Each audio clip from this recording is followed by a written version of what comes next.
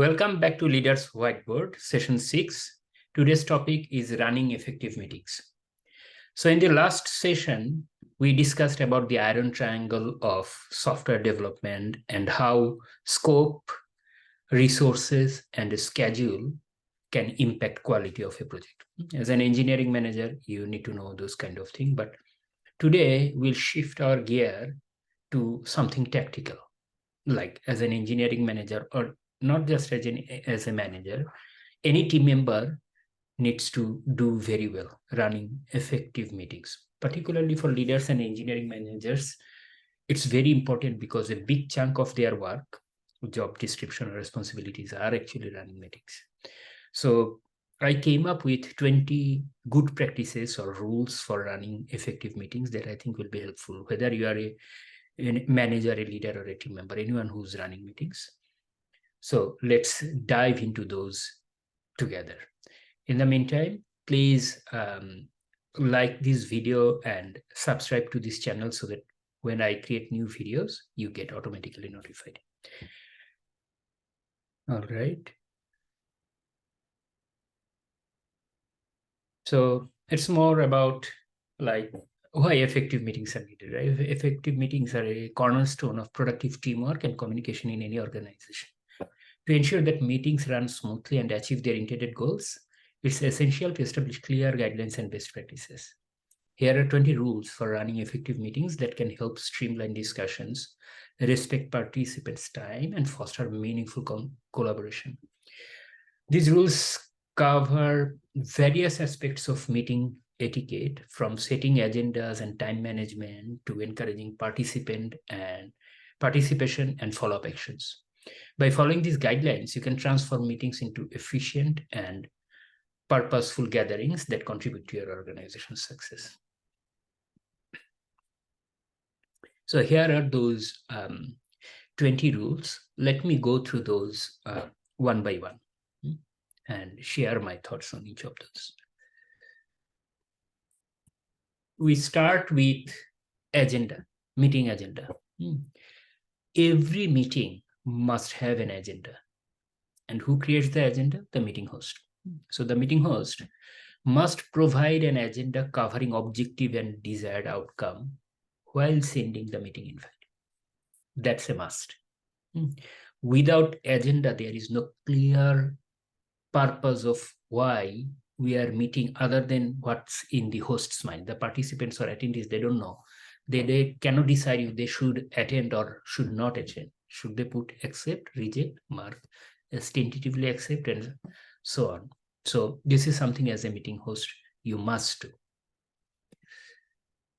Second, use optional mark for attendees. This is for host, not only just to send agenda when we are sending invite, let's say in Google Calendar or in Outlook or anywhere else. We often just add as many people as you think will be needed, and we make the meeting larger than what is necessary. Another thing what we do is that some of the attendees who may be optional, like you really are not key attendees, you need to have them, but maybe you want them to be there if they have time or for alignment purpose, we send them as default attendee. But there are features where you can actually mark an attendee as optional. So for those kind of attendees, when sending invite, please mark them as optional so that they know that they are not the key attendees or they are not required to attend, but they are welcome to attend so that they can decide whether they should attend or not. It will make their thing easier versus if you don't mark optional, attendees by default will have to think that they are required to attend that meeting. So that's a nice thing to be a good citizen, corporate citizen, a good team member, to be respectful of others' times and let them decide which meetings are important for them or not, as long as you know that you don't have to absolutely have that attendee attending the meeting, so you can mark them optional. So don't use required by default for all attendees. Use optional for those applicable. Start and end meeting on time. Respect everyone's time by not going over the scheduled time. This is probably one of the toughest thing and less followed thing I have been seeing. Like people start and they're in the middle of a conversation, so they don't end on time and they continue overrun and so on. They are not being respectful of the attendees' time. So if there are situations when you absolutely have to overrun, you cannot meet the end time, but that should be exception and you should be asking for everyone's permission. Similarly, the starting the meeting on time, it's the host's responsibility. They wait minutes after minutes or for a long time and say maybe a key attendee is not there and so on. So you have to make some decisions, but you should build a reputation that you start your meeting on time. Maybe in 1 or 2 minutes of meeting time, you start, even if not all the attendees have joined, or cancel the meeting. Usually for canceling meeting, we have another bullet point. We'll talk about it. That's, I think, should be 5 minutes. But in general, be respectful of your attendees' time by starting and ending the meeting as scheduled. You can always schedule a follow-up meeting for a different date when everyone else is available and so on. Next one is accept, reject, or mark tentative. This is for attendees, not for the host. So hosts, attendees should regularly accept, reject, or mark tentative the meeting invites that they get. For example, let's say you check your emails and meeting invites after lunch every day. So when you receive or see that meeting invite the first time, immediately try to accept or reject it. If you reject it, maybe you should send a note of why you are rejecting it. It's a courtesy, but you don't have to. It's a good idea. But if you accept it, that's fine. I think the biggest trouble is when you neither accept nor reject, you keep it hanging.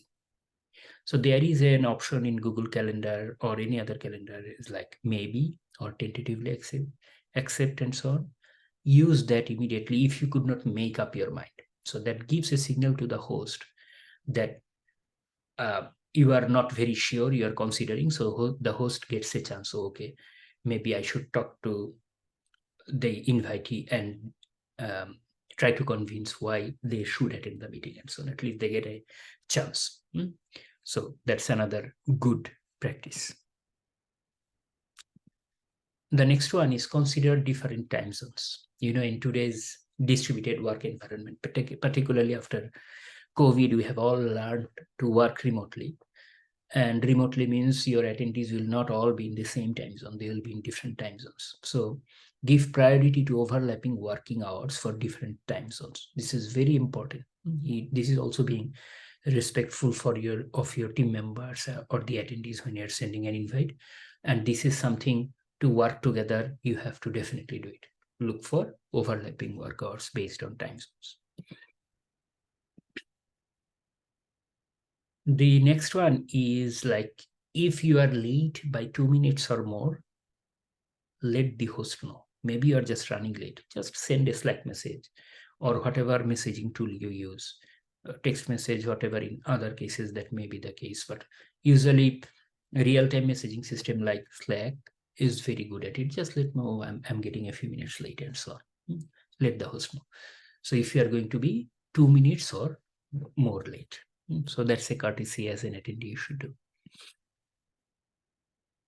This one is for host. Reschedule in 5 minutes if absent. By this is like if any of the key attendees are absent, maybe one or more, without whom you cannot run the meeting, and you have been waiting for 5 minutes, then to be respectful for everyone else, cancel the meeting or reschedule it for a next time.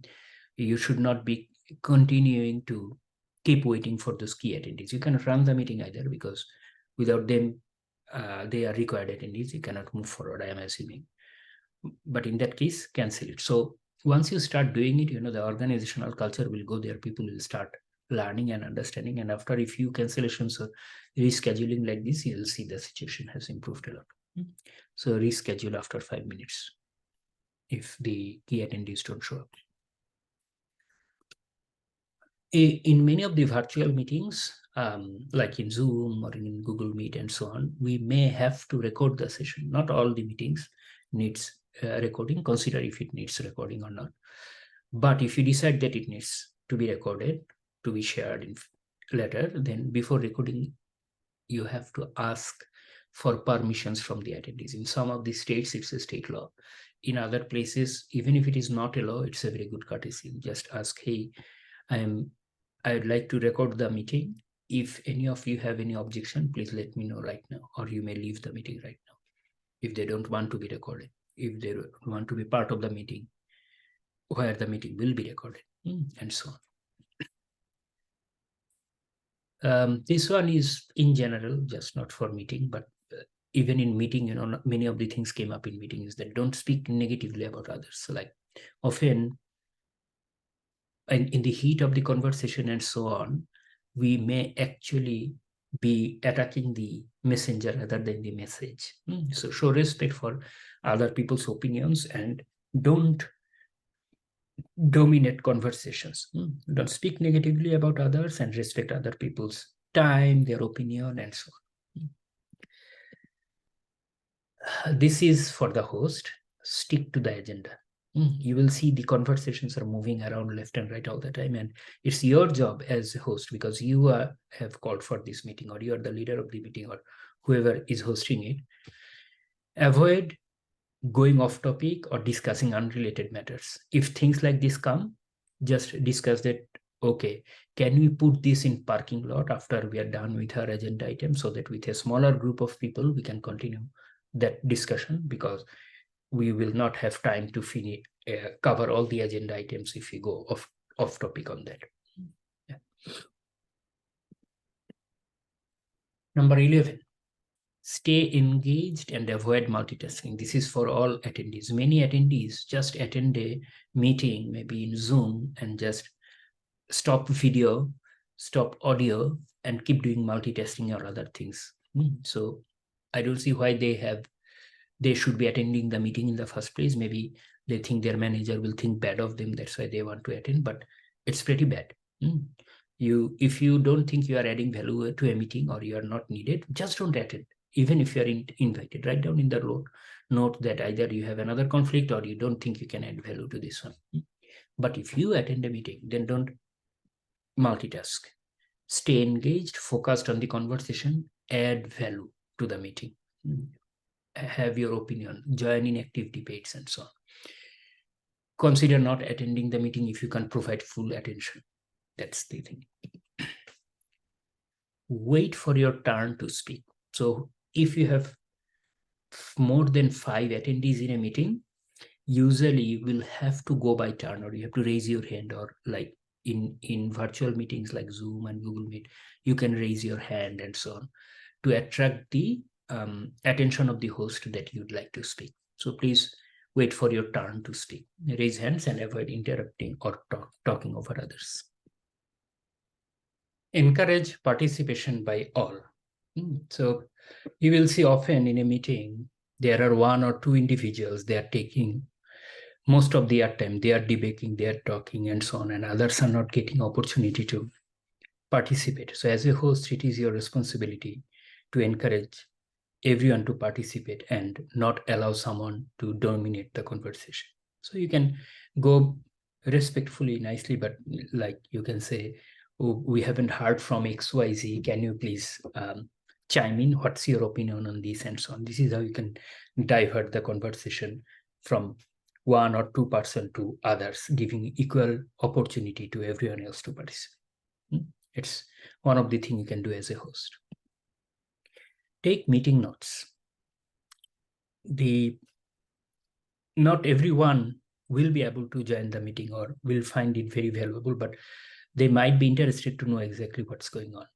What are we discussing? What are you discussing? So taking meeting notes and then later share with the attendees. Sharing with the attendees is a very good idea.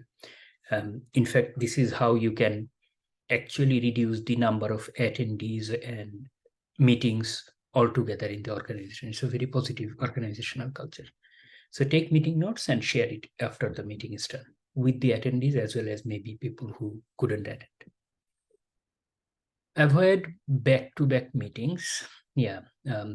Allow gaps between meetings when scheduling as a host. Why? Because not only for yourself, but for attendees also, they need to move from one meeting room to another. Maybe people need bio break, or simply people are exhausted after long meetings. And if you don't give some gap, maybe half an hour gap, 1 hour gap, they will not be productive in the next meeting. So try whenever you can to give some gaps between the meetings when scheduling.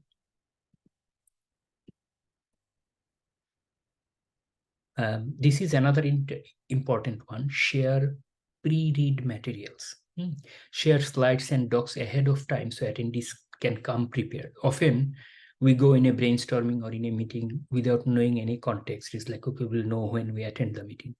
That's not the right use of the time of the attendees. If you can give them some materials to read ahead of time, which we are calling pre-read materials, the conversations in the meeting will be highly productive. People will come with their point of view, with opinion, some ideas ahead of time, and you'll be saving a lot of time during the meeting. Time check. So host should notify the attendees 5 minutes before end time. This goes along with that starting and ending the meeting at the right time, but just not starting and ending. You need to also give reminder to the attendees. Maybe people are lost track of time. They are having deep into the discussion. So bring the discussion back on time. Sometimes you can say that, hey, we are already halfway through the meeting, and then we haven't covered even 1/3 of our agenda item. That's one way. But particularly when the meeting is at the end time, it enters the last 5-minute mark. As a host, you should give a notification to the attendees, maybe through the chat, through some other way, maybe sign, raising hand, or simply just saying, sorry to interrupt, we have 5 more minutes left, so that you can bring the conversation of the meeting to a closure. Check for messages or hands raised. This is, you as a host, you have to keep looking around. Are people trying to say something? Is anyone has raised hand? Particularly in virtual meetings like Zoom and Google Meet, people will be raising hands. Virtually, you'll have to keep an eye on it. Otherwise, a lot of people will be on queue waiting. And as a host, it's your responsibility to make sure that everyone else's voices are heard, or their questions or their concerns are shared on time. So keep an eye for hands raised or check messages during virtual meeting. Accommodate conflict of ideas. This is a big one. So one of the reasons you should have meetings is to have conflict of ideas. A group of very intelligent people together seldom will agree on how things should work or how you should build a project and so on. So ideas should conflict. That's how the best ideas will come. Your best ideas will win. So encourage challenging each other's ideas through active debate. So this is one of the skills as a meeting host or the leader of the meeting. They should be giving real-time permission to the other attendees in the meeting so that they can have a healthy conflict of ideas during the meeting, so that they can collectively understand the pros or cons of any ideas and can make a decision. Follow up on action items. After the meeting is over, follow up on action items that were agreed upon. So this is not just the meeting is over, that's done. Before meeting, like you have to send agenda, send pre-read materials. During meeting, you have certain etiquette you maintain. And after meeting, one of the things you do is, as a host, you should follow up if people are working on the action items that they agreed upon or not.